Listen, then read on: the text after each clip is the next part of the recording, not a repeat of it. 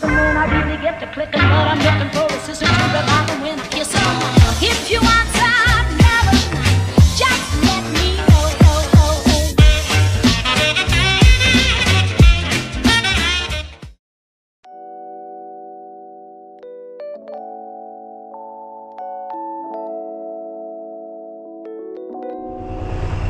Oops.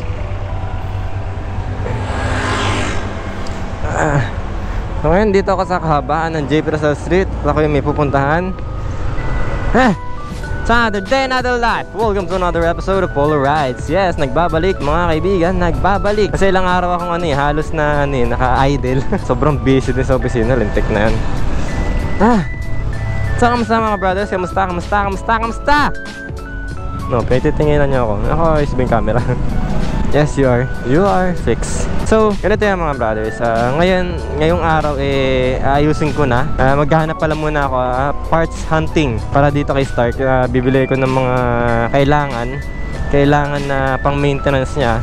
Clutch lining kasi sunog na yung lining, bearings sa front and rear, tapos headset. Paano ko na kasi medyo naglalaban na siya eh. Tapos kapag kaya pa, nga pala langis, motul. Siyempre gagamitin natin motul. Nagaganda na ako sa motul kasi. Tapos papalitan ko na rin yung oil filter. Maano kasi I'm not a fan anymore ng washable. Kaya nagkaroon ng problema yung washable. Natanggal yung goma, washable oil filter. So magano na lang talaga ako, mag disposable oil filter na lang ako. Yes, Quinapula Technic College, alma mater.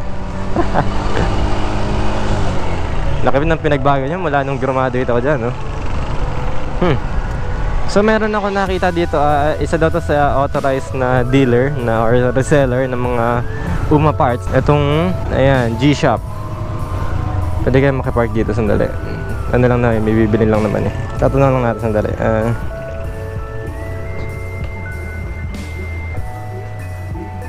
Nasaan yung tao? Knock. Ring pursuit. Kuya, may ano kayo? UMA na clutch lining pang Sniper 150? Wala. Bearing ng front and rear ng mags sa front and rear pang Sniper 150 din. Meron ako dyan mga high speed, mga C3, SKM. Magkano yung ganun? Yung price sila ng konti kumpara sa mga ordinaryong mga repack na SKM talaga. Katulad sa mga sa race bike ko, gano'n gamit ko. Race bike? Ano, magkano yung ganun? Madulas yan. Mga bao naman, kahit naman baka nilagay mo, wala problema kasi may oil seal naman sa labas yan eh. Iba lang kasi siyempre, may ano yun, medyo sa manual, gano'n, saka sa kasa. Pero hindi ko masisira, di ako rin binalikan mo. So yun mga brothers, mamaya ako na i-breakdown mamaya pag uwi sa bahay yung mga binili ko, no? Ngayon itong susunod na pupuntahan ay yun sa may bandang San Roque. Sinadjust sa akin to no, isa sa mga nag-comment sa akin before na itong na-shop daw na to is malapit daw sa amin. So check natin kasi doon ako bibili ng sprocket. By the way, napili ko sprocket is 1443 44 pala, sorry. Bakit 1444 no? Out of curiosity, gusto ko curiosity. So out of curiosity ng mga brothers, gusto ko na tumulin lang siya. I'm not into top speed na eh. Wow, ponyo. Yung alam mo yun na makakasabay lang ako sa mga kurbada na hindi iwan. Kasi last time, at kung nakapansin nyo dun sa gameplay sa kasama yung 01 Moto, 01 Squad, may iwan talaga. Talagang iwan. Tasin talagang wala. Yung turingan na 150, wala. So yun lang, sa napansin ko, sabi ko, okay, bigyan natin ng konting kiliti. So hindi ko nga alam kung ano yung mangyayari sa setup. Kasi out of curiosity lang talaga to, mga brothers. Yung di ba mag-experiment ka lang ng mga combinations ng lahat ng mga pyesa na branded naman, so okay naman yun, tingin ko. I think. So yun lang, subukan ko na mag 1443 para maganda. At isa pa, babiyahe ako. So gusto ko yung pagkabiyahe ko kasi madami akong dala sa biyahe na next month babiyahe ko. Ayun yung naisip ko, magaan na sprocket, mag low yung tama yung mga pinagsasabi ko, pero based on sa mga natatandaan ng utak ko Kasi yung capacity ng utak ko na ano din na ano yun, na nawawalan. Kasi syempre, sa dami ng iniisip, men. Sa dami talaga ng iniisip sa trabaho. By the way, guys, napoprostrate ako. Napoprostrate ako sa buhay ko. Kaya may personal battle ako. Hindi po sakit mga brothers. To clarify things, hindi po sakit yan. Meron lang akong ginagawa na personal goal. Na talagang boomy. So ngayon papunta ako dun sa shop na pinagtanungan ko na nung isang araw. I think it's Sunday. Yeah, Sunday. Pinagtanungan ko nung Sunday kasi sabi niya is wala pa daw stock nung modified na 1443. So, ano muna ako, subukan ko kung meron na dito. SR Moto Shop. Uy, may KTM Duke dun Tignan natin kung meron nung stock nung ano. Saan si Kuya? Ayun. Kuya, may available na kayo na ano? Sprocket 1444. Sniper? Wala pa. Mga kailan kaya ako? 1443. Yung ganun brand Modify yun? Oo. May available na kayo? Wala pa? Sige, thank you. Ang ganda ng gloves ko, no? Yes. Powered by girlfriend. Thank you, love you.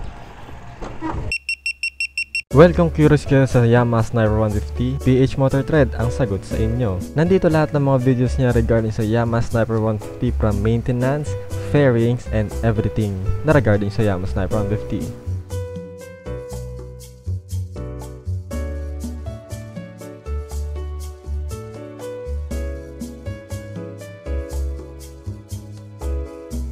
At kanina umaga guys, may sunog dito, ayan.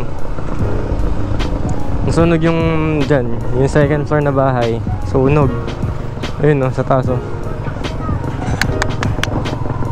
Kanina umaga nangyari yan So ngayon papunta ako sa sa JDO Kingdom Motorcycles Kingdom and Trading. So titignan ko kung may available sila na UMA. Kasi tinignan ko dun sa mismong website ni UMA Racing Philippines na yung mga accredited nila or yung mga sellers talaga nila. So, ang bibiling ko is mga bearings sa headset, front and rear. Tapos sinabi rin kanina ni Kuya G na baka kailangan mo na rin magpalit nung sa may pinagkakabitan ng sprocket sa likuran. Kaya nagulat ako, meron pala doon. Okay tayo mo, out of curiosity na hindi naman mangmang. So, hindi ko naman alam lahat talaga sa motor. So, may mga mekaniko talaga nagsasuggest na sige, anuhan mo na rin na ganito, dahil ganyan. Baka kailangan na rin pala ito, which is good, no? Tapos lining ko is sunog na, hirap na rin pumasok yung cambio. So talagang minsan nag-delete na, bumabalik ng neutral. So parang okay. Kasi last na napa-service si Stark. Walang pakundangan tawid dapat nag-slow down ka. Slow down. So mula nung ko siya, service siya 14,000 noon. Saka na nang pinagbago, ang dami ng kulang.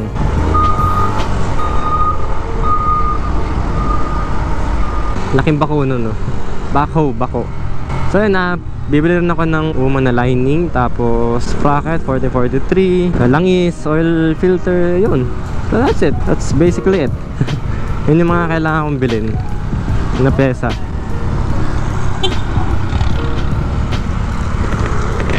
Sakto, nagbablog ako ngayon shoutout sa'yo. Wala akong dalang sticker Shoutout na lang. Ano mo yun? Nakalaya mo yun? Kung nakikita pa ng subscriber, shoutout to you, dude. Shoutout.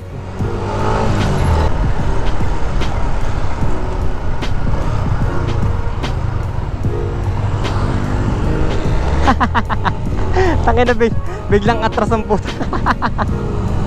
OPSS yung gago. Yan, you don't mess with the OPSS. They will get your license. Dang! You know what is the good thing about being a motovlogger? Once you get noticed while you're on the road, that's way so cool. Way too cool, man. English pa more. Na seryoso, kapag ka nakilala kayo, sanabi, polarize, gano'n, kaya, uy, ganyan. Damn. Nakaka-flatter po ito. Pagkain. Excuse me. Gutom tuloy ako. Nakakatawa yan kasi parang, you're being recognized, man. But, wag lalaki ulo mo. Yun yung yun yung papatay ng vibes. By the way guys, I would like to plug the two dude na nakilala ko. Actually yung isa hindi naman personal, pero sa ano na rin, sa YouTube channel niya na rin. Eto, yung una is nakilala ko siya sa Moto Builds Pilipinas Bike Night, and his name is Mr. Kalakal or Moto Kalakal, or Mr. Kalakal na lang syempre. He's using a Classic 250. Ano rin siya, cool dude siya kasi nagulat ako. Nakilala niya ako nung Moto Builds Pilipinas Bike Night. So oh, and there's Paul Rice, yeah. So nagulat ako sa wow. So we had a little chit chat, then sharing some advices para ano naman makamotivate din si brother, no. Tapos si Monski, Pucha na itong tao dito sa taon to kasi napaka ano yan, napaka creative yan, napaka gulo ng utak niya. Tulad ng ano, sabi niya nga doon sa isang video niya eh, kung gaano ka gulo yung lamesa mo, kung ano yung tsura ng lamesa mo, ganoon yung reflection ng pagkatao mo. So, ang gulo ng lamesa niya, ang gulo niyang tao. But he's a cool dude, man.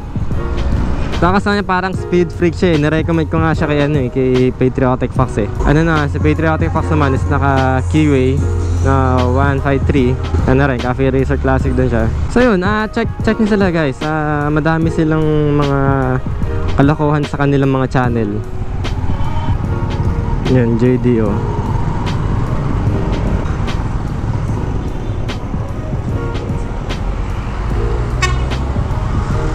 Ano, madaganan ka niyan, patay ka.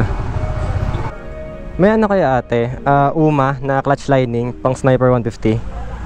Magkano po yung ganun? 1.8? Paano po? So yun, okay na, nakabili na ako ng lining ng Sniper 150. Ang problema ko na lang ngayon is yung ano, yung pang sprocket na 1444 SSS or modified or anything na pwede, as long na gold. Na hindi nagpe-fade, no? Parang ano to yun, upgrade-itis. Ang hirap kapag pag hindi mo maintain yung motorsiklo, parang boom, sisira. So ganda na na pangalagaan yung motorsiklo, no? Hindi tayo pumunta sa binibilan ko. Natin kung meron silang modified SSS or SKS. Ano kaya sila dito? Ito kumbaga sana parang paradise to ng mga nagmumotor. Parang 10 tab to eh. May sprocket kayo pang Sniper 150 1444 1444 set. Yung mga tipong madedemonyo kayo, no? Damper. So they got gears. May U-box organizer din sila. May mga mags. Dami mabibili dito. Karang halos lahat ng kailangan mo nandito. Halos wala. Kasi thank you. Masabi ko lang ng halos lahat nandito, tumula. Yun kaya. Tayo may ano po kayo, sprocket po kayo pang Sniper 150 1444. Wala na po. Okay, salamat. Ito kasamang pala dula. Dude. Yoko dun. Dito lang ako. Yoko dun. Hindi na pwede dun. Nandito na lang. Powered by Oscars. Yung kintab. Hindi mo yung nakala. Sobrang init agad ng puwitan. Tek.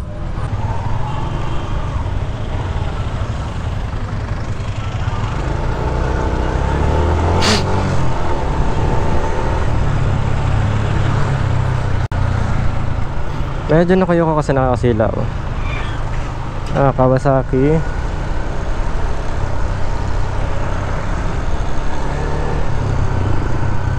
Vortex kasi nandun eh, man. 1444. Kailangan ko 1444.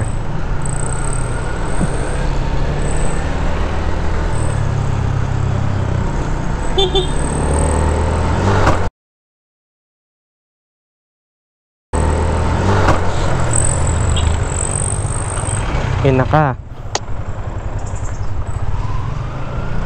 Nagbusina na ako. Sinagad mo pa rin.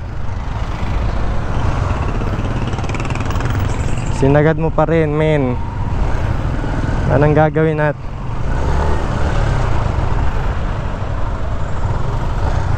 Sinagad mo pa rin. Ang ina ka.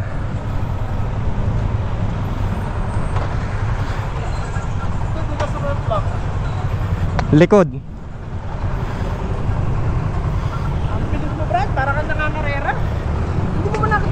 na ako. Nakalipos na ako. Ang bilis mo eh. Para kami kakarera eh. Saan ho tumama, sir? Ha? Saan ho sa inyo? Ano?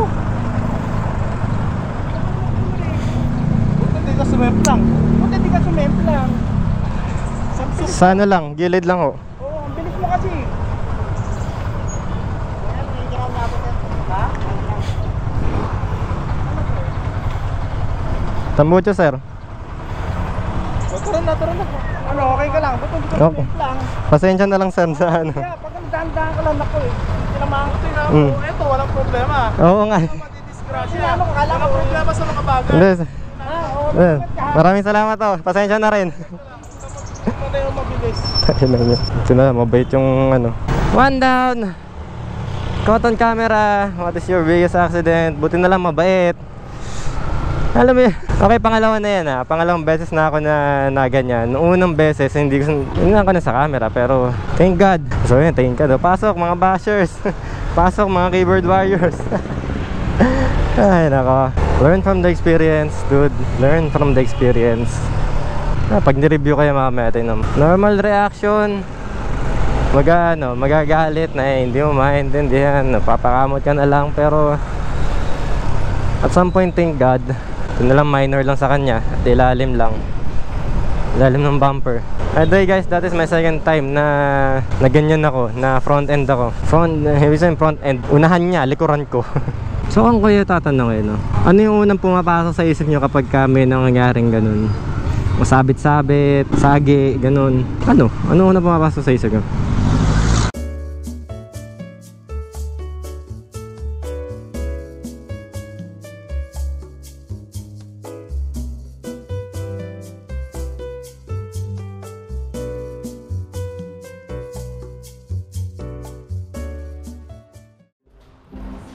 So guys, nandito kami ngayon. Nandito ako ngayon sa KTM BGC to test out the RC390.